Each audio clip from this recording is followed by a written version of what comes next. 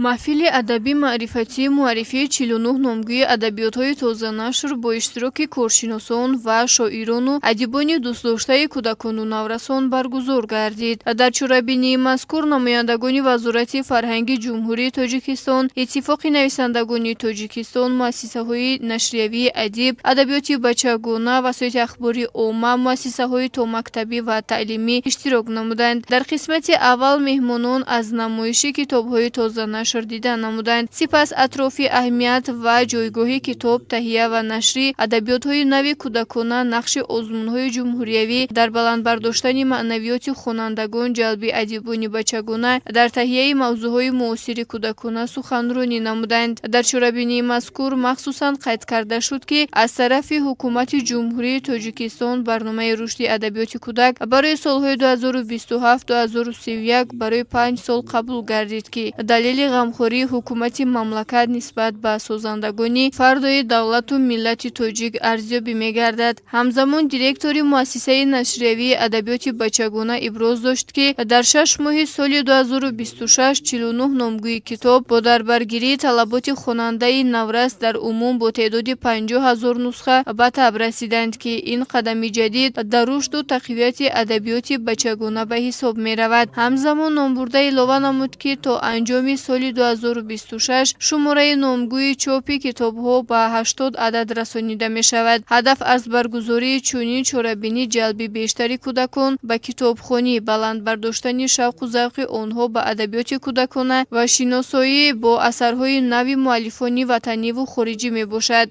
امروز با شرافت 35 سالگی استقلال دولتی جمهوری تاجیکستان از طرف مؤسسه دولتی کتابخانه دولتی بچگانه جمهوری به نام میر سعید میرشکر رونمایی کتاب‌های تازه نشر نشریات ادبیات کودکانه برگزار گردیده ایستاده است. از طرف هم کتابخانه و هم نشریات ادبیات بچگانه با خوانندگان فعال کتابخانه کتاب‌های تازه نشر تقدیم کرده شد.